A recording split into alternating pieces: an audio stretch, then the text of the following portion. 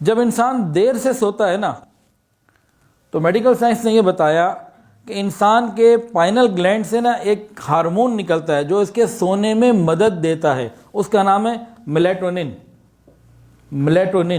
ایک تو اس میں یہ بات سمجھ لیجئے کہ سائنس کے مطابق 40 سال کی عمر تک یہ اس کی پروڈکشن بالکل اچھے طریقے سے ہو رہی ہوتی ہے۔ 40 سال کے بعد یہ بننا کم ہو جاتا ہے، اس کا اخراج یا پروڈکشن کم ہو جاتی ہے، اور 50 کے بعد تو اس کا سلسلہ بند ہو جاتا ہے۔ 50 کے بعد سے لے کے موت تک جو پچھلی زندگی کا ہمارے پاس کچھ کوٹا موجود ہے وہ کام دے گا۔ اور اس میلیٹونن کا کام کیا ہے؟ یہ ہمیں سونے میں مدد دیتا ہے۔ یہ والا ہارمون ہمیں ہماری نیند میں سونے میں مدد دیتا ہے، اور اس کی پروڈکشن اخراج کس ٹائم پر ہوتا ہے؟ ایک تو یہ بتا دیا 40 سال تک اچھی تعداد میں، اور 40 سے 50 سال تک کم تعداد میں، اور 50 کے بعد یہ ہارمون آنا ہی بند ہو جاتا ہے۔ تو میڈیکل سائنس یہ کہتی ہے رات 9 بجے سے لے کے 12 بجے تک کا جو ٹائم ہے نا نیند کا، اس میں انسان سو جائے، نیند نہیں بھی آ رہی، پرسکون ہو کر لیٹ جائے اور لائٹس آف کر دے، تو یہ پیدا ہوتا ہے، یہ ملتا رہتا ہے، بندے کو ملتا رہتا ہے، اس کی ضرورت پوری ہوتی رہتی ہے۔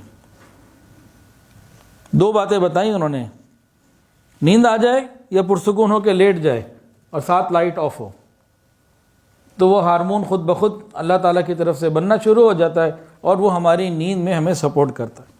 اب جو سو گئی 12 بجے،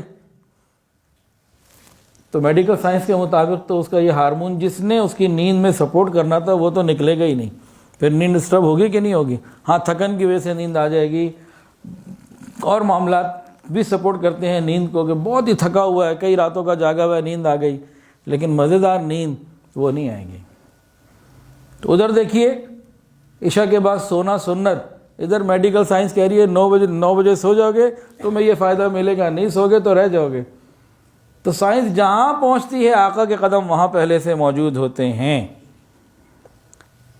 یہ جو میلیٹونن ہے نا ہارمون، نیند دیر سے سونے سے یہ ڈسٹرب ہوتا ہے، یا پھر شراب پینے سے، نشہ کرنے سے ڈسٹرب ہوتا ہے۔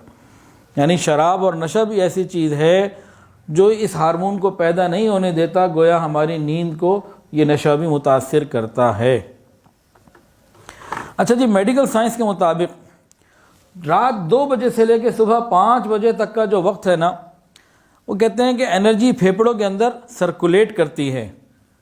جب انرجی پھیپھڑوں میں سرکولیٹ کر رہی ہوتی ہے تو اس وقت آکسیجن لیول باڈی میں زیادہ ہو جاتا ہے، جس کی وجہ سے کیا ہوتا ہے؟ 2 کام ہوتے ہیں، ہارٹ اٹیک کا خطرہ کم اور دماغی توانائی بڑھ جاتی ہے۔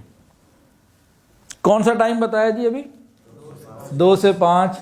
یہ کون سا ٹائم ہے؟ ہمارے اکابرین کے تہجد کا، عبادت کا، ذکر کا، مراقبے کا، اللہ اللہ کرنے کا۔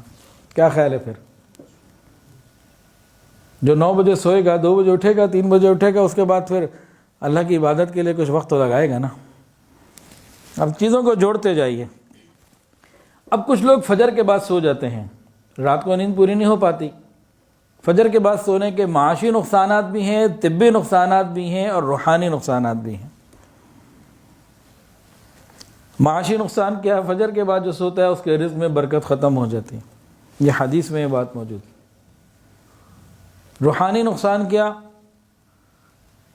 فجر قضا بھی ہو سکتی ہے، فجر قضا اگر نہیں بھی، اٹھ بھی گئے تو برکت ختم ہو گئی، سنت سے دور ہو گئے، اب اشراق کا وقت نہیں ملے گا، اور اس طرح کے معاملات پیش آئیں گے۔ جسمانی نقصان کیا؟ یادداشت کمزور ہو جاتی ہے، اور جس کی فجر کی نماز قضا ہو گئی یہ دن اس کے لیے گویا منحوس دن ہے۔ ایک بات صاحب تھے، انہوں نے قسم کھا لی میں کسی منحوس دن میں اپنی بیوی کو طلاق دے دوں گا۔ اب سوچنے لگے منحوس دن کون سا ہے؟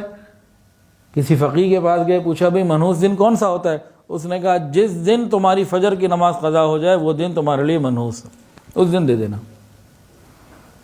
تو جب مسلمانوں کی ابتدا ہی نماز فجر کی قضا کرنے سے ہو، برکتیں زندگیوں میں کہاں سے آئیں گی؟ اور جو تہجد کے وقت عبادت کرتا ہے اور فجر کی نماز پابندی سے پڑھتا ہے، یہ پھر منور دن گزارتا ہے۔ ویڈیو کے نیچے سبسکرائب کے بٹن پہ کلک کریں، بیل کے آئیکن پہ کلک کیجئے تاکہ ہر نئی ویڈیو کی نوٹیفیکیشن آپ کو مل جائے۔